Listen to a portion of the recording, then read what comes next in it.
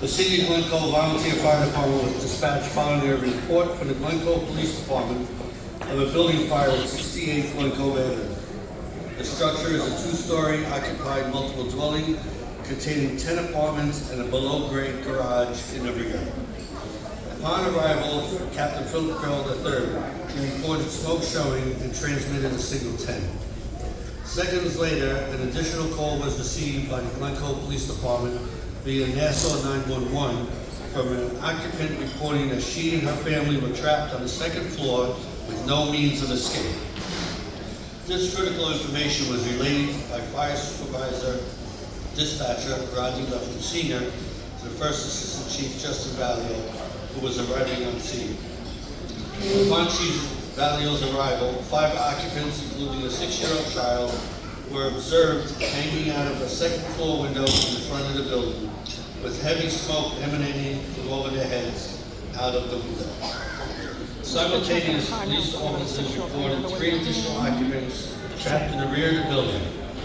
Recognizing the severity and the complexity of the situation, Chief Vallio immediately requested an additional truck company to the scene and subsequently a full second alarm.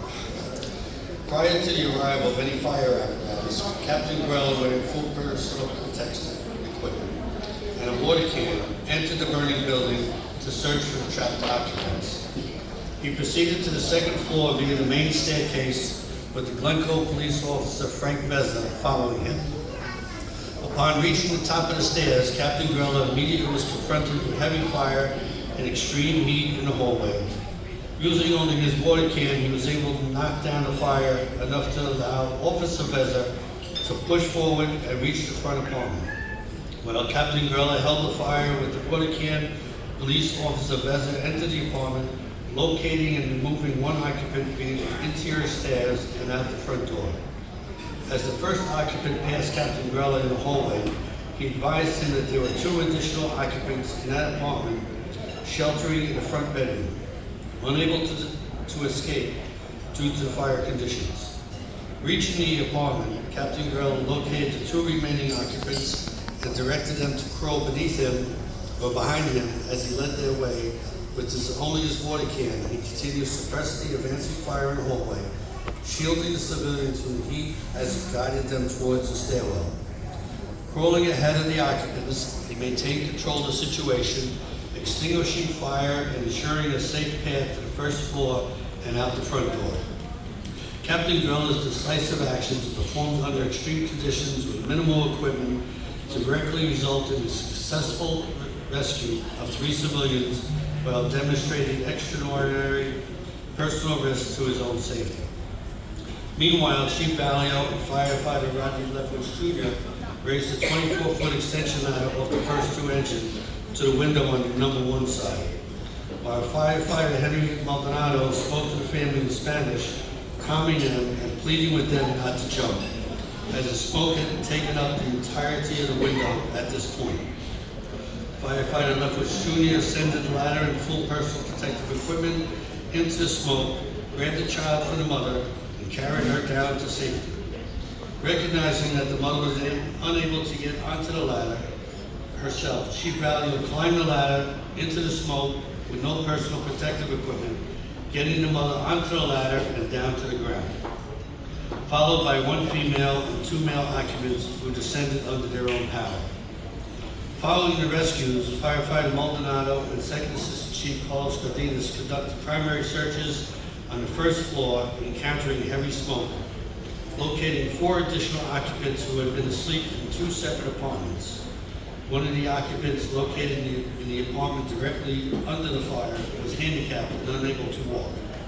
They were successfully awakened and evacuated via the first floor hallway and out the front door, with the handicapped occupant being carried out by Chief Cardenas and firefighter Maldonado. All of the rescue efforts above were conducted without the protection of a charged hose line and the use of ground ladders with disregard for their own personal safety. During the rescue efforts, Lieutenant Christian Kozuski teamed up with Captain Grella and firefighter Rodney Leffler Jr. to continue searches after the initial 3 occupants were removed, while firefighter Ian Jackson and ex-Chief Patrick Pete worked swiftly to stretch the first attack line. Ex-Chief Joe Salamino, as the first two engine chauffeur with no hydrant firefighter, secured a positive water supply after giving the engine crew tank water. Firefighter Jackson ascended the second floor with the hose line by himself, encountering extreme heat and heavy smoke conditions. He began extinguishing the fire with no backup or help, as the rest of the crew was searching for additional victims. Ex-Chief Patrick Pete remained at the top of the staircase by himself in heavy smoke with high heat to feed more hose to firefighter Jackson to allow him to make it into the fire apartment from the hallway. These members are being recognized for successfully getting the first hose line in place in adverse conditions and short on manpower due to the other members of the first two engine being redeployed on arrival to remove the victims from the fire. The actions of the members involved resulted in the saving of 12 lives under extreme and adverse conditions. Their courage, swift decision-making, and disregard for their own personal safety exemplify the highest values of the fire service. It was determined later on that the three victims, police officers on scene, were reporting as trapped in the rear and self-evacuated via the rear balcony. In summary, 3 victims were recovered from the second floor via the interior staircase. 5 victims were removed via ground ladders from the second floor window. 4 victims were removed via first floor hallway, and 3 occupants self-evacuated via second floor balcony. As Chief of Department of 2025, it is my proud and honor and privilege to present these members with the 2025 Fireman of the Year Award. For their courage, sacrifice, and exceptional dedication to the citizens of this community, we have ex-Chief.